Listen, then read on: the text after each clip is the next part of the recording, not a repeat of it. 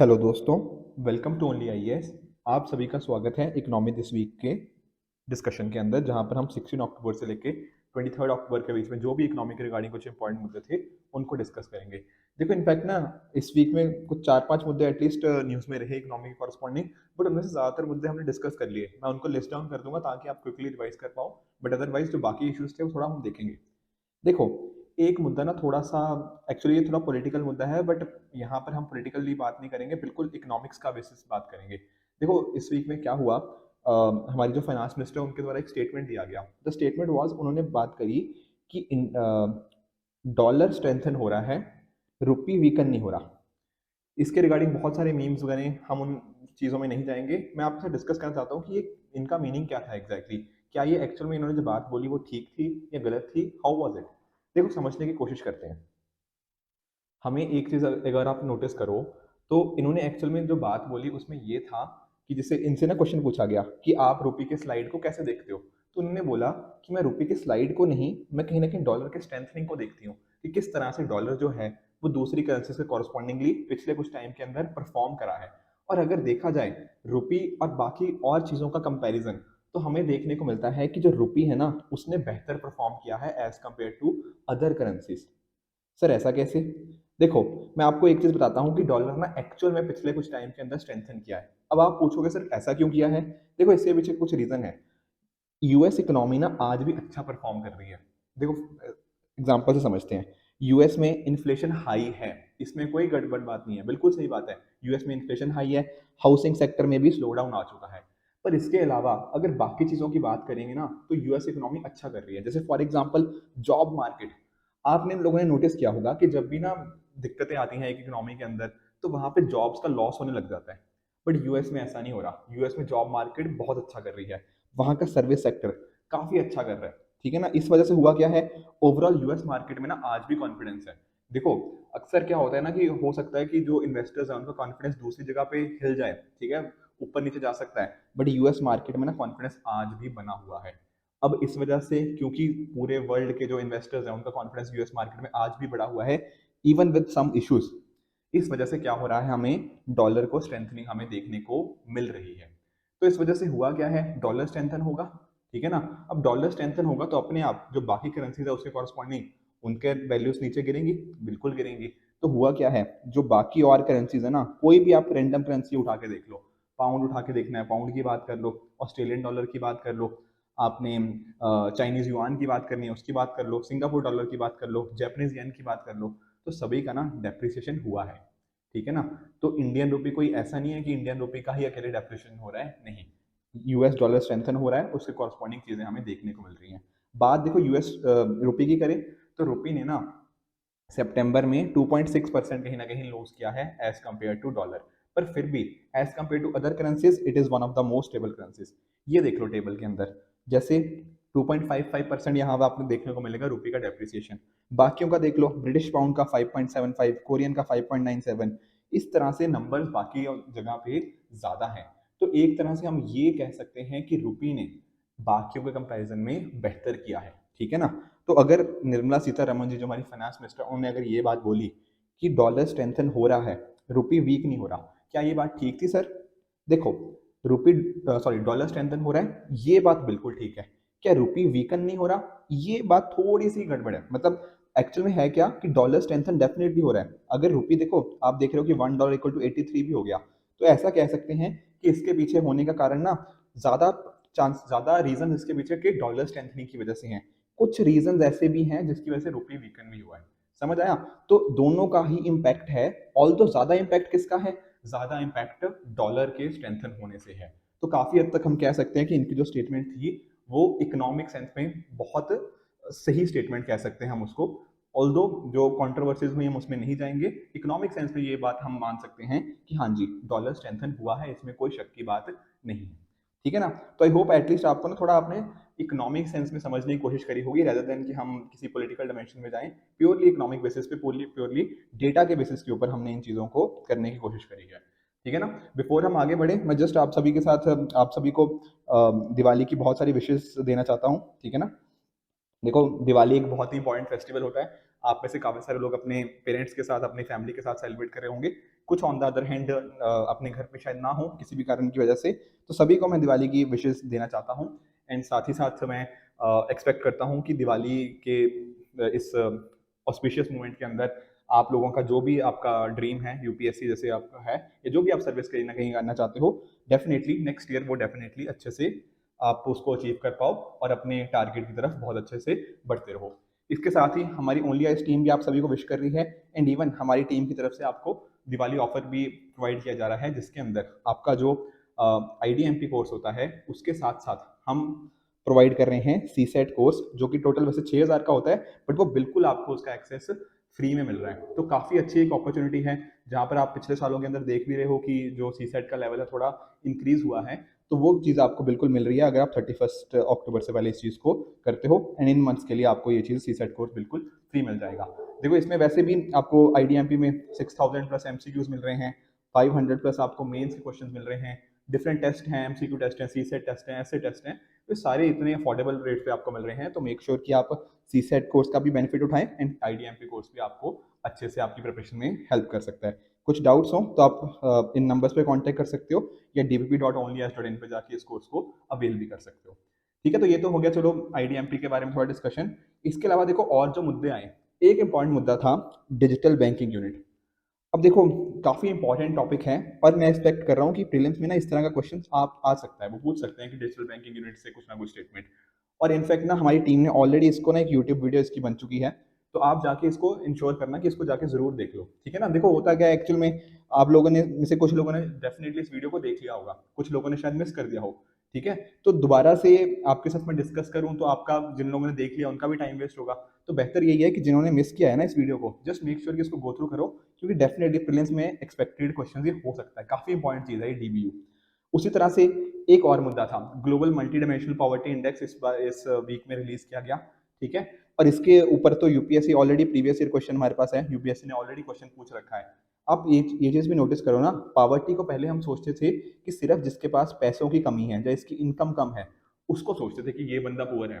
पर आजकल के टाइम पे ना हमने पॉवर्टी का जो दायरा था वो काफी बड़ा कर दिया है। जैसे सोचो, किसी को अच्छा खाना नहीं मिल रहा, वो भी पुअर है। भले ही उसके पास हो सकता है ठीक ठाक पैसे हों, या फिर किसी की अच्छी ग्रोथ नहीं हो रही, अच्छा अच्छा क्लीन ड्रिंकिंग वाटर। तो इस तरह से हमने ना मल्टी डायमेंशनल पॉवर्टी को अब ना हम मल्टी डायमेंशनल सेंस में सोचने लगे हैं। इनफैक्ट ये आइडिया अमर्त्य सेन जी का भी इनमें ना काफी कंट्रीब्यूशन रहा है कि हमें पॉवर्टी बहुत ब्रॉड डायमेंशन में सोचनी चाहिए। ये तो चॉइसेस की बात कर लेते हैं। तो उसी सेंस में ना हमें भी इस पर्टिकुलर इंडेक्स के बारे में पता होना चाहिए, क्या क्या इसकी डायमेंशंस होती हैं, क्या क्या चीज़ों को इंक्लूड करता किया जाता है इसके अंदर।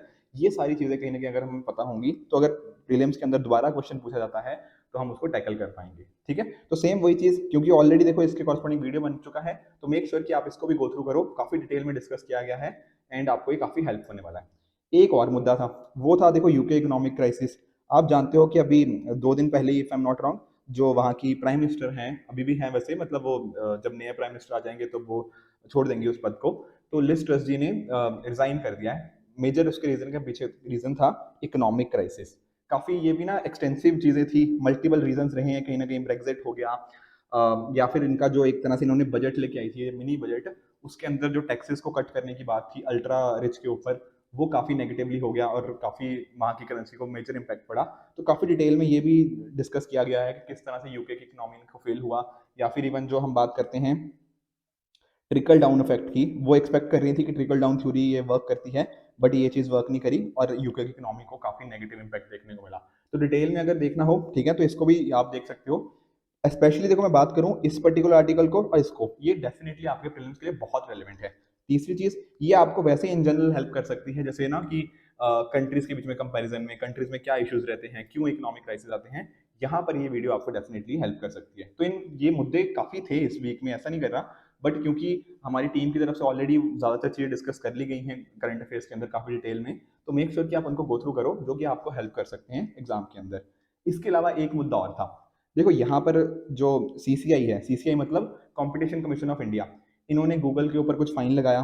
ठीक है ना। और भी एक न्यूज़ आई थी कि सीसीआई ने मेक माई ट्रिप, गो आई विवो, ओयो, इनके ऊपर कुछ कुछ फाइन लगाया। तो आप सोच रहे होंगे कि सर इस तरह की न्यूज़ भी हमें पढ़नी है। The answer is no. तो मैं क्यों बता रहा हूँ, इसलिए बता रहा हूँ क्योंकि ये सीसीआई इंपॉर्टेंट है कि ये कंपटीशन कमीशन ऑफ इंडिया आखिर ये है क्या। देखो एक चीज़ आप रियलाइज करो, जब मैं बात करता हूँ कंपटीशन की, तो कंपटीशन ना आज के टाइम पे हमारे लिए बहुत ज़रूरी है। हमारे लिए मतलब कस्टमर्स के लिए, अगर जो हमारे अलग अलग कस्टमर्स हैं, मैं और आप, हम लोग कुछ ना कुछ चीज़ें खरीदते हैं। अब हमारे पास एक सोचो कि हमारे पास सिर्फ एक ही ऑप्शन हो तो हमें यही चीज़ खरीदनी पड़ेगी। पर अगर हमारे पास पाँच छः ऑप्शन हो, तो जैसे सोच लो, जैसे मान लो कि सिर्फ मार्केट में सिर्फ बीएसएनएल ही है, तो आपको वही चूज़ करना पड़ेगा। पर अब मेरे पास एयरटेल भी है, मेरे पास वोडाफोन भी है, मेरे पास जियो भी है, और ऑप्शंस भी है।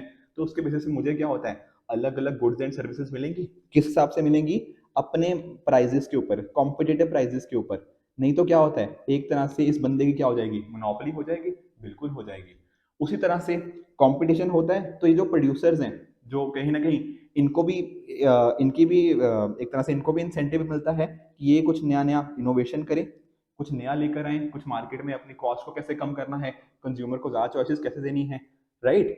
तो ये सारी चीज़ें कि फेयर कंपटीशन मार्केट में सस्टेन करना एक बहुत इंपॉर्टेंट चीज़ है। सबके लिए लेवल प्लेइंग फील्ड हो, ये होना बहुत इंपॉर्टेंट चीज़ है एक इकोनॉमी के लिए। स्पेशली इंडिया में 1991 के बाद आप एक चीज़ नोटिस कर रहे हो, कंपटीशन के ऊपर बहुत ज़्यादा फोकस किया है ताकि कस्टमर की वेलफेयर हो, ओवरऑल इकोनॉमिक ग्रोथ हो।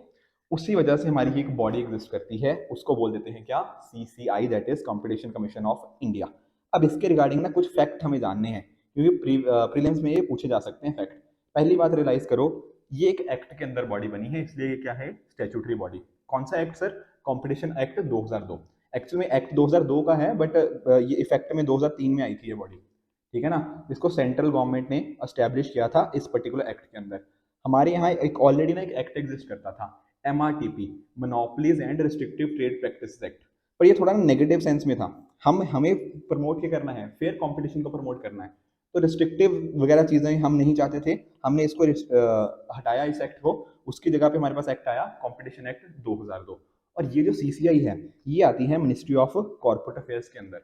इसका काम देखो वही है जो मैंने अभी बताया ना, कंपटीशन को कैसे मेंटेन करना है, किस तरह से उसको होना चाहिए।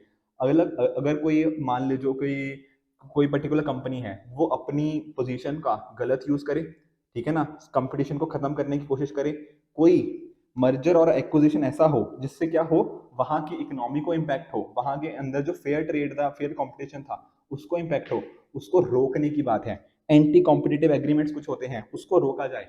ये किसका काम है, ये सारे काम किसके होंगे, कंपटीशन कमीशन ऑफ इंडिया के। यहाँ पर जो बॉडी है सीसीआई कमीशन है ना, तो लोग भी तो होंगे इसके अंदर। तो यहाँ पे जो लोग हैं उसके अंदर आते हैं, एक चेयरपर्सन जी होते हैं और 6 मेंबर साथ में होते हैं। ये अपॉइंट किए जाते हैं सेंट्रल गवर्नमेंट के द्वारा। अलग अलग ये रिकमेंडेशन दे सकते हैं कि किस तरह से हम ना पब्लिक के अंदर अवेयरनेस लेकर आए, किस तरह से चीज़ों के कॉरस्पॉन्डिंग हमें ट्रेनिंग नहीं होती है। ये सारी चीज़ें इनके द्वारा करी जाती है। एक्चुअल में जो प्रधानमंत्री थे वाजपेयी जी, अटल बिहारी वाजपेयी जी, उनके टाइम पे ये एक्ट आया था, कॉम्पिटिशन एक्ट 2002। उसके बाद फिर 2007 में इसको हमने दोबारा से अमेंड किया, ताकि इसको जो हमारे मॉडर्न कॉम्पिटिटिव लॉज हैं उसके हिसाब से हम इसको लेकर आ पाए, कोई कंपनी ऐसा ना हो अपनी पोजीशन का अब्यूज करे। ये सारी चीजें रोकने के लिए हमने ये चीज करी थी। तो एक चीज, जस्ट एक छोटी सी चीज जान लो कि सर ये गूगल को फिर इन्होंने ऐसा क्यों किया, गूगल के ऊपर ये इतना 1300 करोड़ से भी ज्यादा रुपए का इन्होंने क्या ऐसा कर दिया कि इनके ऊपर एक तरह से फाइन लगाना पड़ा। देखो, आप जानते हो गूगल का क्या है, एंड्रॉयड है, एंड्रॉयड ऑपरेटिंग सिस्टम आता है इनके ऊपर, बिल्कुल आता है। गूगल के पास और भी अलग अलग तरह के लाइसेंसेस होते हैं। अब इन जो एंड्रॉयड हो गया या फिर इसके जो लाइसेंसेस थे, इनका इन्होंने गलत यूज कर लिया। गलत यूज कैसे कर लिया, देखो कुछ आप जानते हो एप्स आती हैं जो कि होती हैं क्या, प्री इंस्टॉल्ड ऐप। मतलब जब भी आप अपना फोन ऑन करते हो, पहली बार जब आपने नया फोन लिया, उसके अंदर कुछ एप्स पहले से इंस्टॉल्ड थी, बिल्कुल थी। कुछ एप्स थी, सर्च एप्स थी, या फिर गूगल क्रोम उसके अंदर हो गया, इस तरह की चीजें कुछ ना कुछ वहां पे एडिट थी, बिल्कुल थी। तो ये क्या चीजें, गूगल अपनी डोमिनेंट पोजीशन जो थी ना, जो गूगल की डोमिनेंट पोजीशन है उसका वो अब्यूज कर रहा है, उसका मिसयूज किया है बहुत सारी कैटेगरीज में। ये तो एक एग्जांपल हुआ ना। इस तरह से ऐप मार्केट के अंदर, वेब सर्विसेज के अंदर, बहुत सारी और चीज़ों, वीडियो होस्टिंग प्लेटफॉर्म जैसे यूट्यूब हो गया, ठीक है ना, यूट्यूब भी किसका ही है, गूगल का ही तो है। तो इन्होंने इस चीज़ का मिसयूज किया हुआ है, अपनी डोमिनेंस पोजीशन को, जो मार्केट पोजीशन थी उसको अब्यूज किया हुआ है। इस वजह से सीसीआई का काम तो यही है ना कि कंपटीशन को और फेयर कंपटीशन को कहीं ना कहीं प्रमोट करें। तो ये फेयर कंपटीशन के अगेंस्ट जा रहा था गूगल, इस वजह से सीसीआई ने क्या किया, उसके ऊपर फाइन लगा दिया। ठीक है ना, ये समझ आ गया आई होप ना। ये सीसीआई के रिगार्डिंग ना कुछ छोटे छोटे फैक्ट्स हैं, कुछ भी यहाँ पे थोड़ा बहुत चेंज कर देगा यूपीएससी, वो स्टेटमेंट गलत बन जाएगी। तो इन छोटे छोटे फैक्ट्स को ध्यान में रखा करो, ठीक है ना, कि कौन अपॉइंट कर रहा है, स्टैट्यूटरी है या नहीं है, यहाँ पर क्वेश्चन बनने की पॉसिबिलिटी बन जाती है। ठीक है, तो ये 5-6 मुद्दे थे। ठीक है, ज्यादातर के कॉरस्पॉन्डिंग हमने ऑलरेडी यूट्यूब के ऊपर डिस्कशन कर दिया है, मैंने आपको सारी चीजें बता भी दी, उनको एक बार देख लेना, स्पेशली डिजिटल बैंकिंग यूनिट, क्योंकि बहुत ही उभरता हुआ मुद्दा है, तो इसको आपको आइडिया होना चाहिए इसके कॉरस्पॉन्डिंग, और मल्टीडायमेंशनल पॉवर्टी इंडेक्स भी। एंड इन जनरल अगर आप US economy sorry UK economy के बारे में जानना चाहते हो तो वो भी आप देख सकते हो। इसके साथ ही देखो कुछ क्वेश्चंस मैंने आपको ना पिछले वीक दिए थे। एक क्वेश्चन दिया था एफएसडीसी के कॉरस्पॉन्डिंग, काफी सारे लोगों ने सही जवाब भी दिया है, financial stability and development council. अब सर ये क्या चीज है, देखो समझने की कोशिश करते हैं। हमारी इकोनॉमी होती है, बिल्कुल, उसके रिगार्डिंग एक चाहिए होता है ना कि ओवरऑल सुपरविजन हो।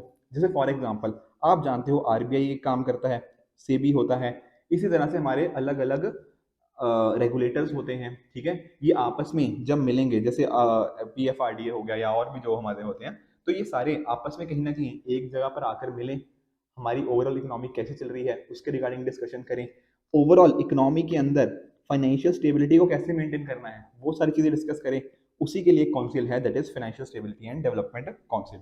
ये देख सकते हो हमारे फाइनेंस मिनिस्टर जी हैं, ये इनके द्वारा चेयर किया जाता है। तो कहने का पॉइंट क्या है, इसके चेयरपर्सन कौन है, इसके चेयरपर्सन है यूनियन फाइनेंस मिनिस्टर जी। ठीक है, बाकी आप आरबीआई के गवर्नर देख सकते हो, ये पहले थे स्टेट फाइनेंस मिनिस्टर थे, तो ये थोड़ी पुरानी फोटो है, अब नहीं है, ये state finance minister I think. तो इस तरह से एफएसडीसी के अंदर एक सुपर रेगुलेटरी, ठीक है, अलग अलग रेगुलेटर्स देखने को मिल जाएंगे। और जो डॉक्टर रघुराम राजन है, ये उनका ही आइडिया दिया गया था, उन्होंने बोला था कि इस तरह की बॉडी इंडिया में होनी चाहिए, जहाँ पर अलग अलग रेगुलेटर्स हो गया, वो आपस में मिलें, मिनिस्ट्री ऑफ फाइनेंस के साथ डिस्कशन करें, क्या इश्यूज चल रहे हैं उनके ऊपर वर्क करें, ताकि ओवरऑल इकोनॉमी और उसकी फाइनेंशियल स्टेबिलिटी को हम कहीं ना कहीं मेंटेन कर पाएं। ये 2010 में सेटअप हुई थी। इसके साथ ही, ठीक है ना, ये बता दिया मैंने आपको, यूनियन फाइनेंस मिनिस्टर हो गया, सेक्रेटेरिएट इसका डिपार्टमेंट ऑफ इकोनॉमिक अफेयर्स के अंदर है। ध्यान देने वाली बात क्या है, ये एक एग्जीक्यूटिव बॉडी है, ठीक है ना, यहाँ पे वो लिख देगा कि स्टैट्यूटरी बॉडी है, यूपीएससी बोलेगा कि स्टैट्यूटरी बॉडी है, तो आपको बोलना है नहीं भैया ये स्टैट्यूटरी बॉडी नहीं है, ये क्या है, एक एग्जीक्यूटिव बॉडी है। ठीक है ना, और इसके फंक्शंस अगर आप देखना चाहो, फाइनेंशियल स्टेबिलिटी को मेंटेन करना, बिल्कुल, फाइनेंशियल सेक्टर डेवलपमेंट हो गया, इंटर रेगुलेटरी कोऑर्डिनेशन, ऐसा नहीं होना चाहिए ना कि आरबीआई किसी अलग डायरेक्शन में सोच रहा है, सेबी अलग डायरेक्शन में लगा हुआ है, हमारे जो बाकी रेगुलेटर वो अलग अलग डायरेक्शन में लगे हुए हैं, ऐसा नहीं होना चाहिए, बिल्कुल। उसी तरह से फाइनेंशियल इंक्लूजन, फाइनेंशियल लिटरेसी, ठीक है ना, सारी चीजें इसके अंदर देखी जाती हैं। आरबीआई देख रहे हो कितने सारे एफर्ट्स ले रहा है फाइनेंशियल इंक्लूजन के लिए, हमारी गवर्नमेंट ने कितने सारे एफर्ट्स लिए हुए हैं, तो सब मिलकर थोड़ा डिसाइड करते हैं कि इंडिया के अंदर फाइनेंशियल लिटरेसी को इम्प्रूव करें, फाइनेंशियल इंक्लूजन को ठीक किया जाए, ये सारी चीजें इसके अंदर आ जाती हैं। माइक्रो प्रूडेंशियल सर्वेलेंस, पूरा ओवरऑल इकोनॉमी कैसे वर्क कर रही है, ये सारी चीजें अगर इतना समझ गए हो तो आ जाओ क्वेश्चन के ऊपर। देखो एफएसडीसी का पूछा, क्या पूछ रहे थे, it is an organ of NITI Aayog, का नीति आयोग का ऑर्गन है, नहीं, अभी तो देखा एग्जीक्यूटिव बॉडी थी एक तरह से, ठीक है, जो गवर्नमेंट की सेटअप करी गई है, तो स्टेटमेंट वन तो बिल्कुल गलत है। हेड किया जाता है यूनियन फाइनेंस मिनिस्टर के कॉरस्पॉन्डिंग, ये बिल्कुल ठीक है। ठीक है, यहाँ पे वो कंफ्यूज कर सकता है, बोलेगा आरबीआई गवर्नर हेड करते हैं, आपने बोलना है नहीं, ये तो फाइनेंस मिनिस्टर के द्वारा हेड की जाती है, तो ये बात तो ठीक है, स्टेटमेंट टू ठीक है, वन गलत थी। थर्ड देख लो, it monitors macro prudential surveillance, ये तो यही तो इसका काम है, तो थर्ड भी बिल्कुल ठीक है। आंसर क्या बना आपका, ऑप्शन नंबर सी, 2 और 3 ओनली। ठीक है जी, चलते हैं अगले क्वेश्चन की तरफ। एक 2011 का क्वेश्चन मैंने आपको दिया था लास्ट टाइम, टीजर लोन के बारे में। ये थोड़ा लोगों ने ना कुछ गड़बड़ करी है इसके अंदर, कुछ लोगों ने सही आंसर भी दिया है, बट अदरवाइज कुछ स्टूडेंट्स ने यहाँ पे थोड़ा सा यहाँ पे थोड़ा उन्होंने गलत आंसर भी दिया है। देखो टीजर का मीनिंग समझ दो पहले, आप लोग भी देखो मूवीज के टीजर देखते होंगे, तो टीजर क्या होता है, टीजर एक वो चीज नहीं होती जो कहीं ना कहीं क्या करती है, आपको थोड़ा अट्रैक्ट करती है, ठीक है ना, आपको क्या करता है, एक तरह से चीजों को अट्रैक्ट करने के लिए किया जाता है। तो यहाँ पर भी टीजर लोन के अंदर ना वही चीज होती है। कैसे, यहाँ पर होगा क्या, आपने मान लीजिए किसी से लोन लिया, अब लोन के अंदर ना दो तरह की रेट्स हो जाएंगी, एक होगी कुछ स्टार्टिंग के मंथ्स के लिए, मान लीजिए कुछ स्टार्टिंग का जो टाइम हुआ वहां पर आपको क्या पे करना पड़ेगा, लोअर इंटरेस्ट रेट, फिर कुछ टाइम के बाद इंटरेस्ट रेट क्या हो जाएगा, वो हो जाएगा, बढ़ जाएगा। तो पॉइंट क्या हुआ टीजर लोन के अंदर, lower interest rate for a fixed amount of time in the initial period, तो इनिशियल टाइम के कॉरस्पॉन्डिंग ना लोन कम, इंटरेस्ट रेट कम होगा, बाद में बढ़ जाएगा। अब सोचो मैं आपको बोलूं कि आपको बहुत ही कम इंटरेस्ट रेट पे करना पड़ेगा कुछ स्टार्टिंग मंथ्स के अंदर, आप हुए ना टीज, हुए ना अट्रैक्ट, तो अट्रैक्ट से एक वर्ड आया टीज, टीज से बना टीजर लोन, तो थोड़ा आपको उकसाया जा रहा है कि आप इस लोन को लो, क्यों, क्योंकि इंटरेस्ट रेट कम है, उसी को क्या बोल दिया, टीजर लोन। और जनरली ऐसा देखा गया है ना, जो टीजर लोन होते हैं वो आपके पर्सनल लोन्स हो गया, कार लोन्स, होम लोन्स, इन पर्टिकुलर चीजों के लिए जनरली दिए जाते हैं। ठीक है, औरों के लिए भी दिए जा सकते हैं, बट मोस्ट जो होते हैं ना वो पर्सनल लोन्स, होम लोन्स और कार लोन्स, इनके लिए ही करे जाते हैं। अब इसका बेनिफिट क्या हो गया, आप खुद सोच सकते हो। जो फाइनेंसिंग इंस्टीट्यूशन है, जो कहीं कहीं ना कहीं मान लीजिए जो कोई भी इंस्टीट्यूशन है जो लोन दे रहा है, उसके लिए क्या फायदा है, इस पर्टिकुलर के लिए ये फायदा है ना, ये अट्रैक्ट कर पाएगा, ये इनको बोल पाएगा कि कम रेट पे लोन मिल रहा है, आओ जाके लोन ले लो, आओ आके लोन ले लो। ठीक है ना, तो इसके पास ज्यादा पोटेंशियल हो गया। बोरोवर्स के कॉरस्पॉन्डिंग क्या हो गया, उनको लगता है कि स्टार्टिंग में मिलेगा तो उसको उनको लगता है कि लोन को सेव हो सकती है। बट ये तो चलो कहने की बात है, बट ऐसा जनरली होता नहीं है। बाद में जब कहीं ना कहीं ना आपकी इंटरेस्ट रेट बढ़ जाता है तब इश्यूज फेस करने पड़ते हैं। ठीक है ना, तो टीजर रेट क्या हुआ, एक तरह का डिस्काउंटेड इंटरेस्ट रेट है, वो कम इंटरेस्ट रेट है, जो कि क्या किया जाता है, एक short period of time, starting initial period में कम इंटरेस्ट रेट दिया जाता है before the actual interest rate. जब वो बढ़ जाएगा उसके पहले वो जो छोटा वाला रेट होता है, that is known as what, teaser rate. इतना समझ आ गया तो क्वेश्चन देख लो। पहला स्टेटमेंट क्या है, teaser loan are considered to be an aspect of sub prime lending and banks may be expose to the risk of defaulters in the future. क्या ऐसा हो सकता है, आंसर इज यस। देखो होता क्या है, पहले आपका इंटरेस्ट रेट कम है, बाद में इंटरेस्ट रेट बढ़ जाएगा, जैसे इंटरेस्ट रेट बढ़ जाएगा होगा क्या, तब हो सकता है कि सामने वाला पैसे वापस ना ही कर पाए। क्यों, क्योंकि इंटरेस्ट रेट बढ़ गया ना, वो इतना नहीं पैसे पे कर पाएगा शायद। ठीक है, तो डिफॉल्ट होने की पॉसिबिलिटी ज्यादा होती है। यही रीजन है ना, आरबीआई बार बार बोलता रहता है कि टीजर लोन नहीं अच्छे नहीं है, टीजर लोन सही चीज नहीं है, यही इसके पीछे का रीजन है। दूसरी चीज क्या बोल रहे हैं, टीजर लोन किनको दिए जाते हैं, इनएक्सपीरियंस्ड एंटरप्रेन्योर्स को, ताकि वो मैन्युफैक्चरिंग और एक्सपोर्ट यूनिट सेटअप कर पाए। नहीं, ये किसके लिए मैंने आपको बताया था, पर्सनल लोन हो गया, होम लोन हो गया, कार लोन हो गया, इन चीजों को कॉरस्पॉन्डिंग यहाँ पे हमें देखने को मिलते हैं। तो हुआ क्या, स्टेटमेंट 1 सही, स्टेटमेंट 2 गलत। आंसर क्या बना आपका, आंसर बना ऑप्शन नंबर ए 1। पॉइंट समझ आया, ठीक है। तो इस तरह से ना, अगर देखो होना क्या चाहिए चीजों की, अगर कंसेप्चुअल क्लैरिटी है तो क्वेश्चन कभी गलत नहीं होना चाहिए। मैं सिंपली यही आपके साथ ना, मैं जो कोर्सेज के अंदर भी यही आपको हमेशा बताता हूँ कि अगर कॉन्सेप्ट ठीक है ना तो गलत होने की कोई चांस ही नहीं होते इकोनॉमी के अंदर। बस दिक्कत यही आती है कि हम चीजों को रटने लग जाते हैं। रटने की जरूरत नहीं है, एफएसडीसी समझ लिया, वहां देख लिया कि निर्मला सीतारमन जी उनको हेड करती हैं, तो नहीं यार कैसे गलत करोगे कि आरबीआई गवर्नर। ठीक है, वो रटने वाली बात हो जाती है, जब आप चीजें रट के करते हो ना तब फिर गड़बड़ आती है। ठीक है, तो इस तरह से इकोनॉमी को पढ़ने का यही तरीका होना चाहिए, राइट। अब आज के दो क्वेश्चन दे रहा हूँ, ठीक है, कोशिश करना है इसको सॉल्व करने की। एक्सपेंशनिस्ट मॉनेटरी पॉलिसी अगर आरबीआई अडॉप्ट करती है तो क्या क्या चीजें इसके अंदर करेगी, इसको एक बार करने की कोशिश करना।